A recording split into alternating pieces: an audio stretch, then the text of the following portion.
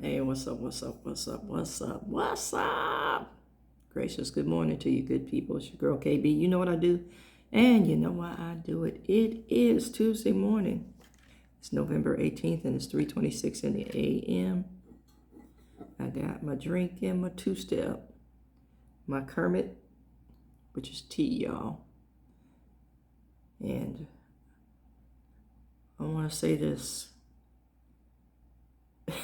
and you take it with a grain of salt. My tea and my mental acuity. Yeah, that part.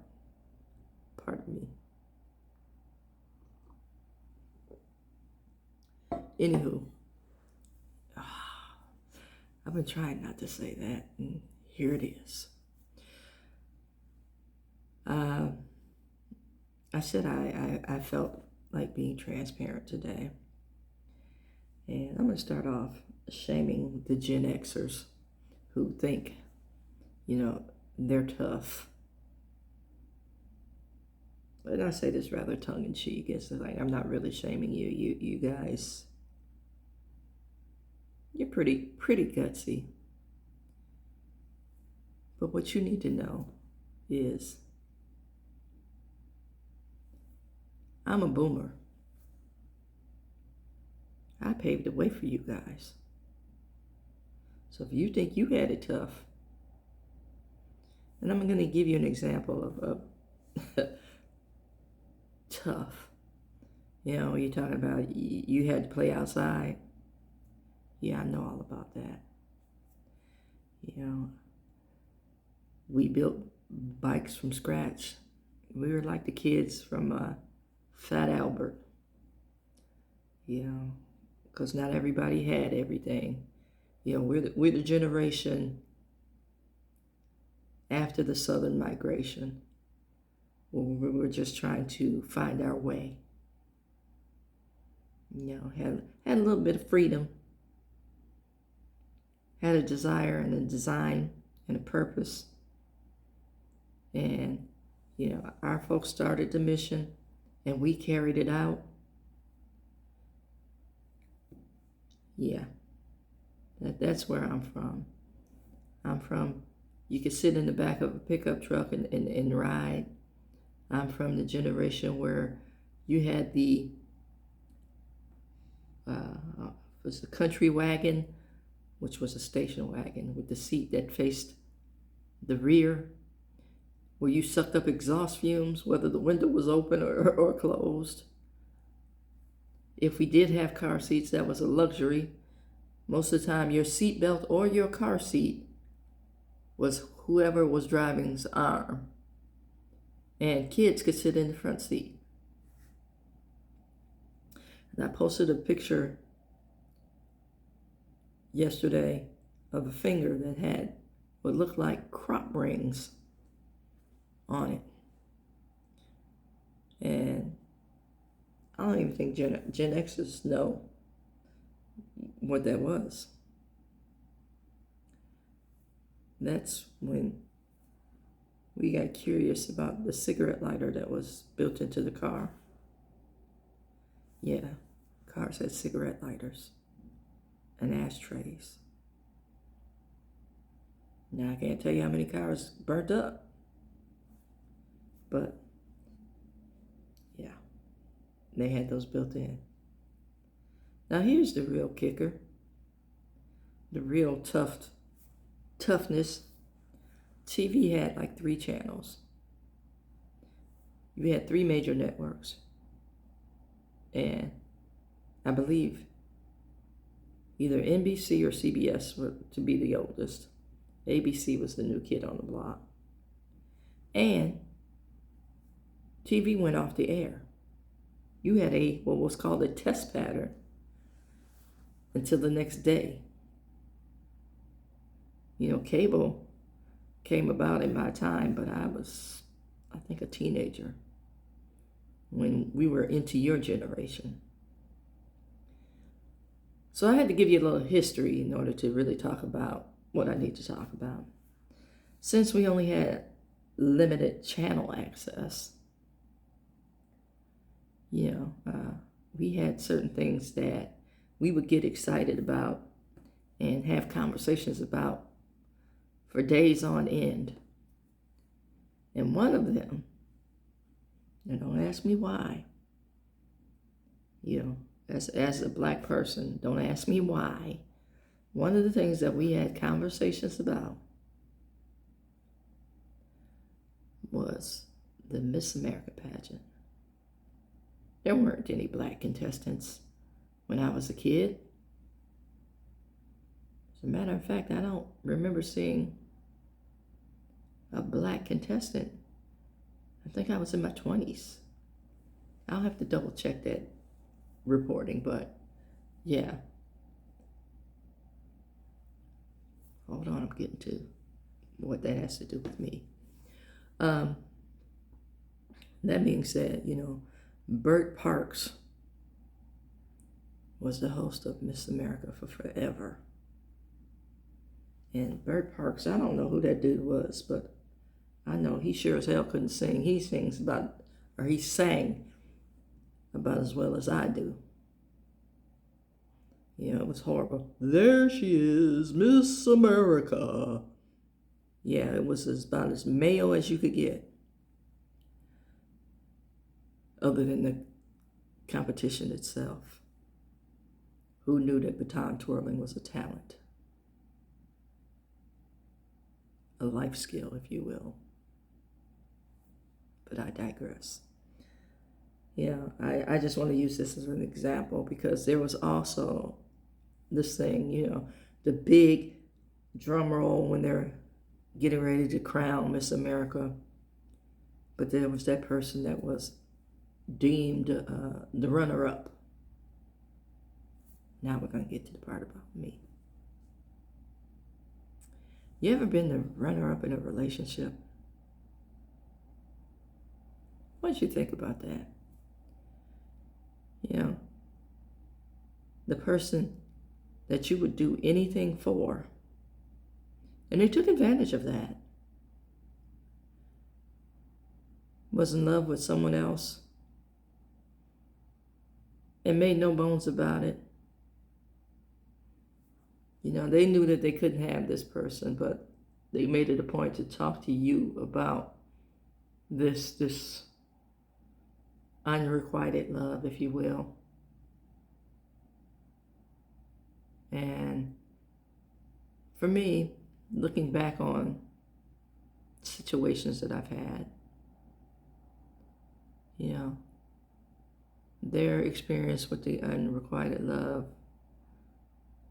was basically cyclic.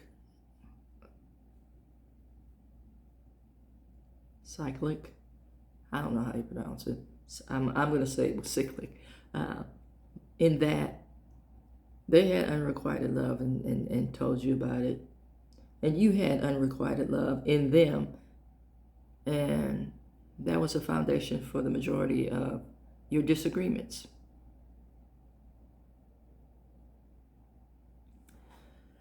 I want to say, I spent 14 years in a relationship. Sounds silly to hear it now, but I'm no quitter.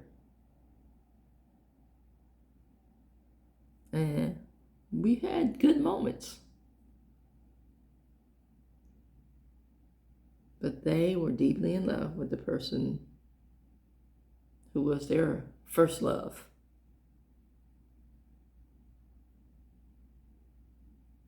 And that person, which is usually the case, was a hot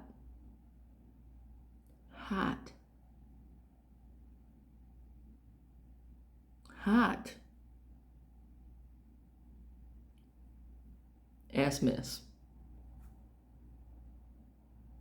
Now, there's a difference between being a hot mess and a hot ass mess. So I make the distinction.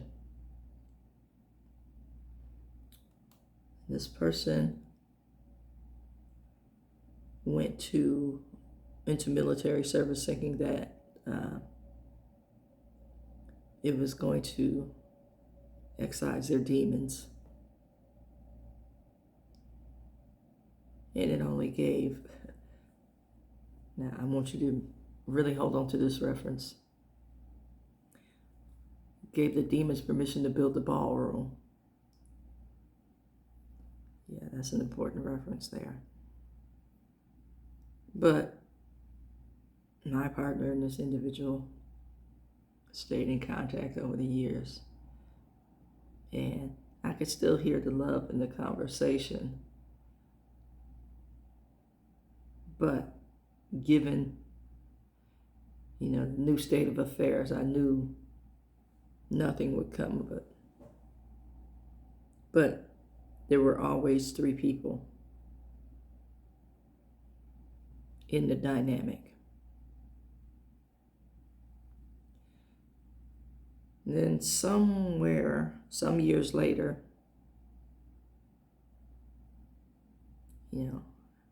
after healing, that person passed away. And some years later, after spending some time just alone in thought and again healing, I connected to another person, and I thought I never would, and that person said all the right things, but the math was never really mathing for me. But I overrode everything that I know, and even the obvious red flags, the signs, hey, something definitely ain't right.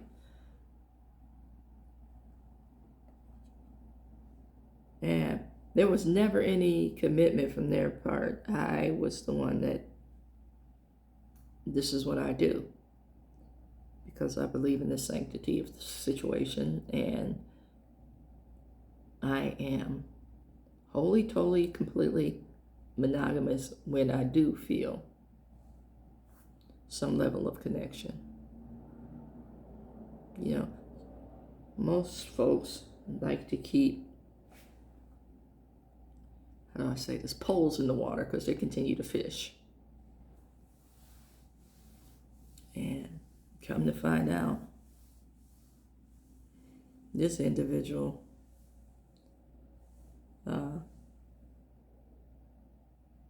not only had poles, they had nets. Presenting the same image to different people. Now, when I finally had enough and things blew up, it was at a time in my life where I was at my lowest. Things blew up, as I shared, the week after my mother passed away. It was my first weekend solo. And rather than this particular individual who claimed to be ride or die, checking on me, saying about me, they were having their own situation, and I showed up in every form and fashion.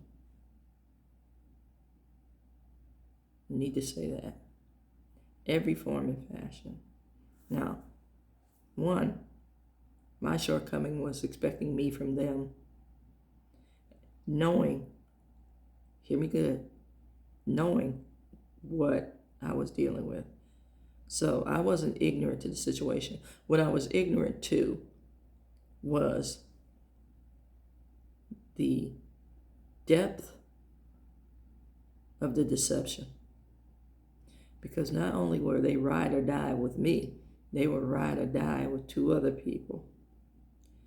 And I was told one of the individuals knows all about me. Oh, I'm supposed to find comfort in that after you just literally broke my heart. So, well, thank you for sharing that. I know nothing about them. And as the conversation went on,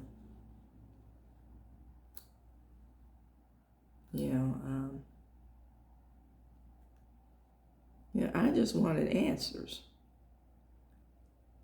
Well, I got such and such to do, and I will call you. I promise I will call you. So hours go by, no call. I see I'm way over time, so stay tuned for part 2.